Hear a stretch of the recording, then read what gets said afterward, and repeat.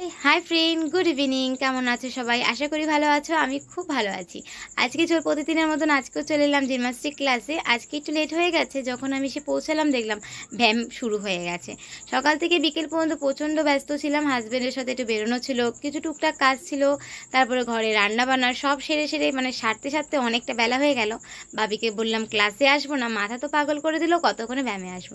যাই হোক কান্নাকাটি ভালো লাগে না, অনেক বুঝালাম তাও যখন বোঝেনি তারপরে চলে এলাম ব্যায়ামে। যখন এসেছি তখন আপাতত পিটি শুরু হয়ে গেছে, মাঝখান থেকে বাবি ঢুকে গেল। আনন্দ দিশাহারা, মানে পিটি করতে এত ভালোবাসে। জিমনাস্টিকটার খুব পছন্দের জিনিস। দেখুন ও যখন নাচানাচি করছে, ভেবেছিল জিমনাস্টিক ক্লাসে আসবো না, তাই কান্নাকাটি শুরু করে দিয়েছিল। ক্লাস যেই ব্যায়ামের ওখানে গেলাম হাসতে শুরু করে দিয়েছিল।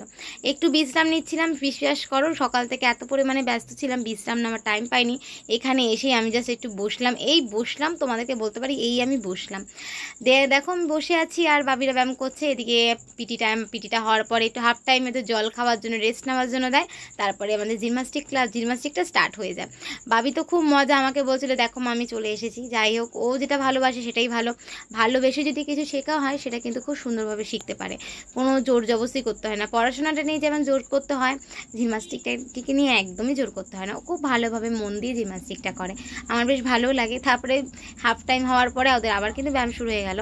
সকালে যখন ক্লাসে আসে তখন থেকে একটা জিনিস শেখার মানে চাওয়া নিয়ে খুব বায়না করছিল, ওর নাকি আজকে খেলনা লাগবে। যাই হোক দেখো ছুটি হয়ে গেল, ওয়েদারটা ভালো না, মনে হলো কালকের মতন আজকেও বৃষ্টি হলেও হতেও পারে। এদিকে মানে ও কিন্তু যখন জিমনাস্টিক ক্লাসে এসেছিল তখন এটা বায়না করছিল ওর নাকি একটা খেলনা লাগবে। তো অনেক বোঝালাম যে এখন খেলনাটা তোমাকে দেবো না, আগে ভালো রেজাল্ট হোক, রেজাল্টটা বেরোক তারপরে খেলনাটা দেবো।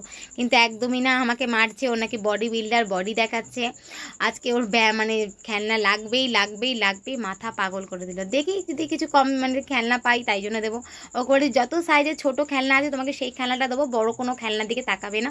আমাকে বলছে ঠিক আছে ছোট খেলনাই নেবো। যাই হোক ফ্রেন্ড চলো বাড়ির দিকে যাই, অনেকটা লেট হয়ে গেছে। বাবিও খুব দুষ্টুমি করছিল, প্রচণ্ড দুষ্টু। ওকে নিয়ে না রাস্তাঘাটে চলা মানে একদম বিপদ, তাই জন্য শান্ত মাথায় ওর মতন করে চলতে হয়। সেটা হচ্ছে আমি একদম আমার কথা শোনে না, একদম দুষ্টু হয়েছে। তারপরে অনেক কষ্টে খেলনার দোকান খুঁজছিলাম, কেন সেই সময়টা দোকান খোলা থাকে না। তারপরে এতে দোকান খোলা দেখলাম কি খেলনা নেওয়া যায়। ভাবি তো কত বড় বড় খেলনার দিকে তাকাচ্ছে, ছোট ছোট খেলনার দিকে একদমই তাকাতে পারছে না, সব বড় বড় চোখের দিকে যাচ্ছে।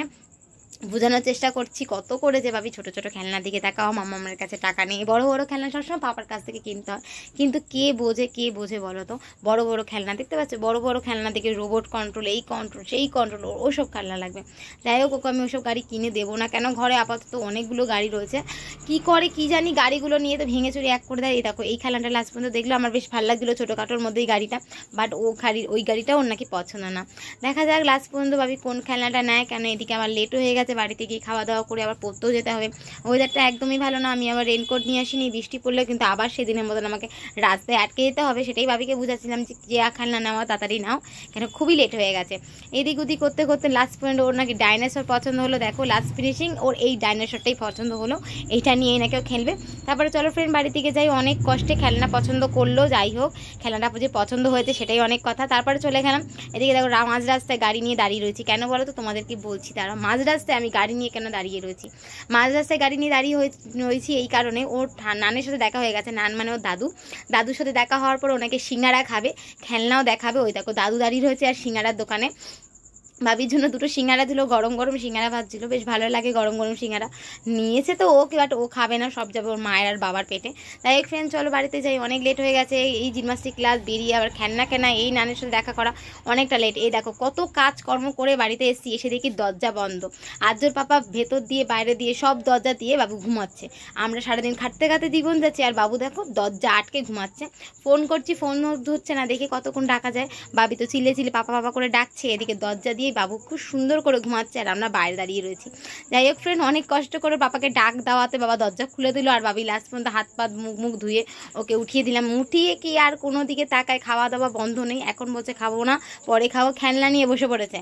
যাই হোক ও খেলনা নিয়ে খেলতে থাকুক, আমি ওর খাবারটা রেডি করে নিই, কেন খাওয়া দাওয়া করে আবার ওকে পড়তে যেতে হবে। চলো ফ্রেন্ড ভিডিও ভালো লাগলে লাইক শেয়ার কমেন্ট করো প্লিজ। ভিডিও ভালো লাগলে আমাকে সাবস্ক্রাইব করে একটু আগানোর সাহায্য করো ফ্রেন্ড, তোমাদের ভালোবাসা না পেলে কখনো আগাতে পারবো না। প্লিজ সাবস্ক্রাইব করে আমার চ্যানেলটাকে একটু সাপোর্ট করো।